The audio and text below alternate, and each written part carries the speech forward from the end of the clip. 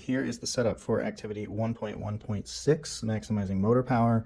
You can see I have just a basic little, the smaller base plate with some structure pieces here. I've got the 4-inch wheel with a little string tied to it, so you can see that here. A little string tied just around the spokes there, and then that string on the other end will have a loop which will connect to our veneer force sensor, which is kind of blockaded here by the two little standoffs. I've got this attached to the power supply. This power supply will allow you to read the voltage, and then when we run it, we'll have the current as well. And then you'll see that I'm running this with just a simple limit switch. You can use a bump switch as well. So I'll go ahead and show you how to wire this up. I'll go ahead and disconnect everything here to show you how it works, but I've got my yellow wire as the power, I've got the black wire as the ground, and then I've got the wire that we'll use for the switch, and then the wire from the motor. Now I'm using the old Vex motor. This is the 393 Vex motor. The new curriculum has the little yellow hobby motors in there with the gearbox, and that's fine too.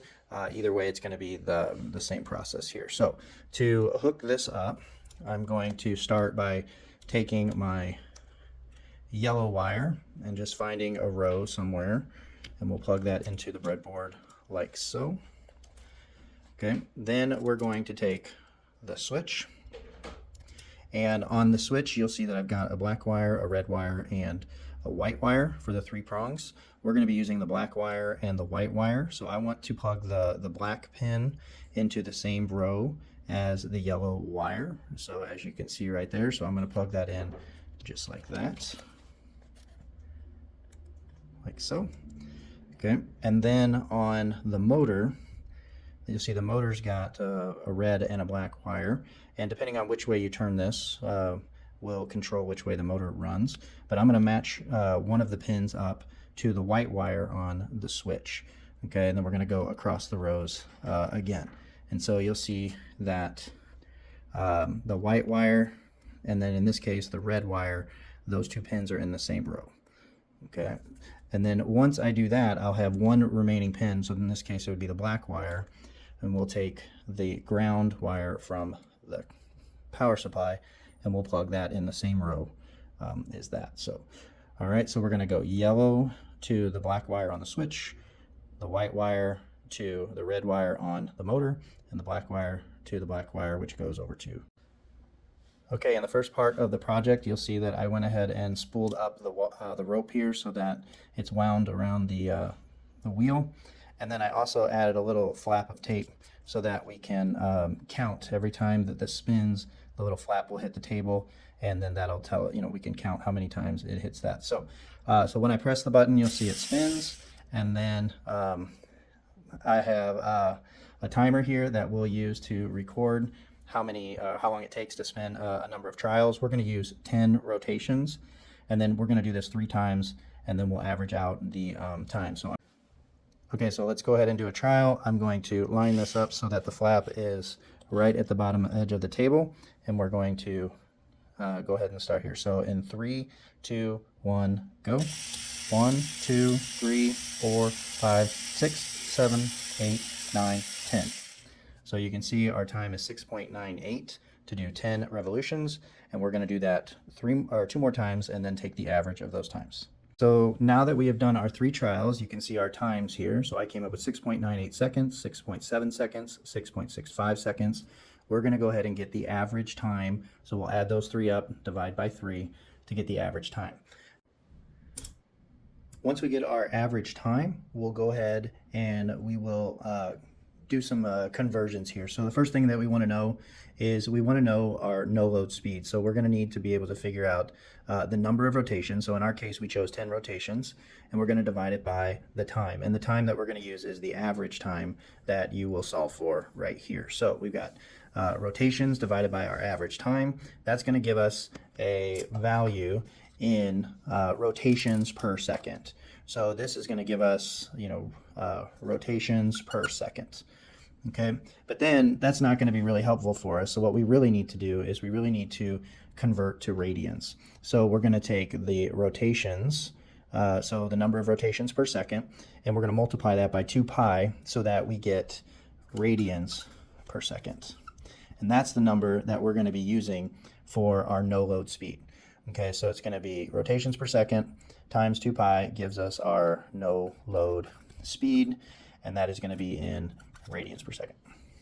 Now, another thing that we're going to have to look at here is we're going to have to look at the no load voltage and the no load current.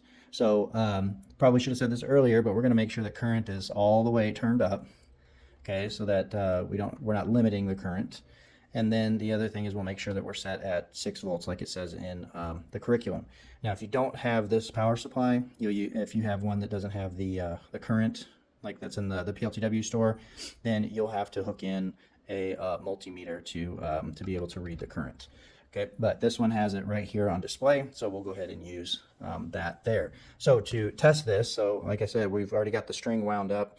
There's nothing causing any load on this particular wheel. So we're just going to go ahead and run it. So I'll hit the button here, we'll run it, and then we're just going to take those measurements right there. So I've got 6 volts and 0.17 amps. Okay, in the final portion of this project, we are going to go ahead and we are going to stall the motor out. So to do that, you can see I've removed the tape, and I have taken the string, kind of wrapped it around the wheel a little bit here, and then I've attached it to the force sensor right here. So when I click the button to run the motor, the string is going to tighten and it's going to pull, and we're going to measure the force of that pull with the force sensor. So there's a few readings that we need to take for this portion. So the first thing that we need is the wheel diameter. So you can see here that our wheel diameter is 4 inches, and the force that's being applied is actually the wheel radius. So we're applying that force at the top of the wheel. So that distance would be our wheel radius. So it's 4 divided by 2, which would give us 2 inches. So 2 inches from the center of the axle to the top of the wheel, that is where the distance that the force is being applied. And then, but we're going to need to convert that. So we've got the wheel radius is 2 inches. We're going to need to convert that over to meters. So that way, when we record, we'll get the force in newtons, and then the distance will be in meters, so that way we can get Newton meters for our units. Okay, the other thing that we're going to have to check is we're going to have to check our voltage and our current when we stall this out. Okay, so the actual test looks like this. We will click on the switch, and you'll see that the string gets tight, it pulls it on the force sensor, and we'll be able to read what that force is using the graphical analysis software. All right, once we are ready to run the test, we're going to take our force sensor, we're going to plug it into the computer, and then we're going to open the graphical analysis software, the Veneer graphical analysis.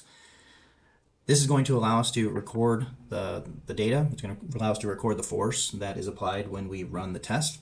And so I am simply going to, like I said, plug it in, and then we're going to have to adjust a few settings here. So right now I'm going to go to the view options. We're going to click that. We're going to turn the data table on, and we're going to make sure it's in meters. Okay, and then we're going to, over here on the bottom right, we're going to go to the force sensor. You can see that my force sensor right now is not zeroed out. So I'm going to make sure that there's nothing pulling on the force sensor, that it's just sitting there. And so mine says negative 2.49 newtons. So I'm going to zero this out after I make sure that there's no force being applied. And then on the bottom left-hand side, we're going to click this, and we're going to make sure that it says in collection after, say, 10 seconds is good. So just make sure it says 10 seconds there, and you're good to go. So we're going to hit done there. And now we are ready to perform our test. So in order to perform the test, we want to start collecting. And then with the 10-second time period, we can probably run a few tests in there. We don't want to hold the button too long. So we'll just go ahead and hit collect, and we'll run a few samples here. So again, I'm just going to go ahead and zero this out one more time. There we go. And then I'm going to hit collect and run the test. So boom. There's one, there's another, and there's another. All right, so I'm gonna let that time run out. So now I have 3 tests here, and so I can actually just highlight all 3 of these and view statistics. And you'll see here that the maximum force that we were able to record out of these 3 tests is 15.026 newtons. And so that is the number that we're going to use as our force. So with that force, we can multiply that by the distance at which the force is being applied, which is 2 inches from the axle, but again, we're going to use that in meters. And then so it's going to be, the torque is going to come out in Newton meters. So that's going to give us our stall torque.